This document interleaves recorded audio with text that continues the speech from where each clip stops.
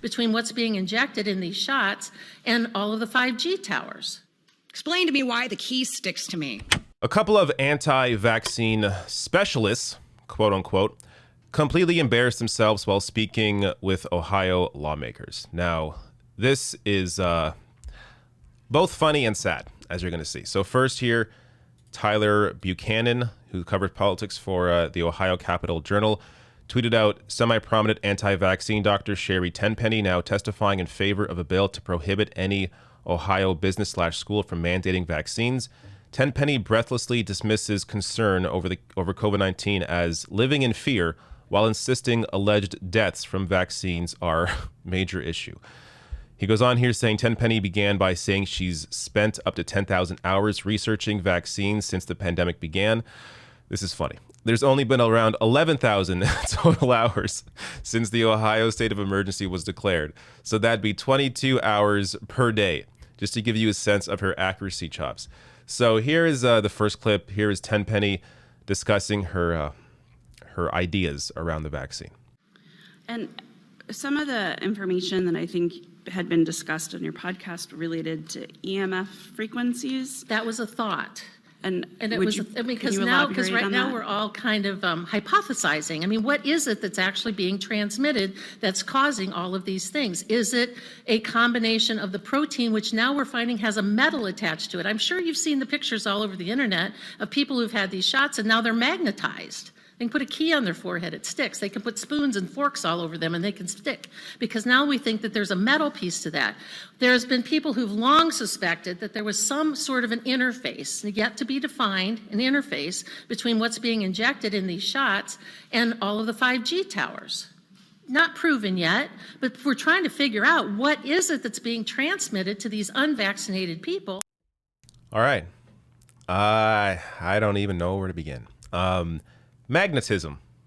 People are becoming magnetized. Millions of people now have the vaccine. Are they all sticking together? Like if you and your, I don't know, you and your mate both got vaccinated, when you go and meet up with them, do your hands attach and then you can't remove them because you're both magnetized together? I don't know where this shit comes from, but clearly, the way this lady described it is very important. She says the images are all over the internet. I haven't seen these images, but she thinks that everyone else is seeing the same Facebook newsfeed that she is seeing. Because the algorithm puts her down this path where it recognizes she is liking all of this bullshit coming out, so then it continues feeding her more bullshit. So then she thinks the newsfeed she sees online is the same shit everyone else is seeing, when it's not. It's designed for you and your insanity. This is, unfortunately, this algorithm, whether it's Facebook, YouTube, maybe Twitter in some ways, unfortunately, this leads people down a path of only seeing stuff that they agree with and never being challenged on anything that they're conspiring about. So obviously, this is completely ridiculous. And she also mentions 5G. This has been a running joke about people getting vaccinated. And she's actually discussing this as if it's a potential, a real thing. So another clip here. This lady. So Tyler Buchanan again tweets out saying, wow, an anti-vaccine nurse in Ohio tried to prove that vaccines cause magnetism theory in a state legislative committee. The demonstration did not go to plan. So I'm going to play this one, and this is equally ridiculous. Yes, vaccines do harm people. By the way, so I just found out something when I was on lunch, and I wanted to show it to you. We were talking about Dr. Tenpenny's testimony about magnetic vaccine crystals. So this is what I found out. So I have a key and a bobby pin here. Explain to me why the key sticks to me. It sticks to my neck, too. I got this. Yeah, so if somebody can explain this, that would be great. Any questions? Yeah, I got some questions. I have the same question. Why? Oh, my God. Oh, my. I'm magnetized. That's it. That's it. She's right. No one in the world has ever been able to stick anything metal to their skin before these vaccines. Now, we're all magnetized. Wow. Oh, I can't even pull it off. It's stuck. Fucking ridiculous. These people are so crazy. It's hard to know, whether to laugh. Like this was hilarious.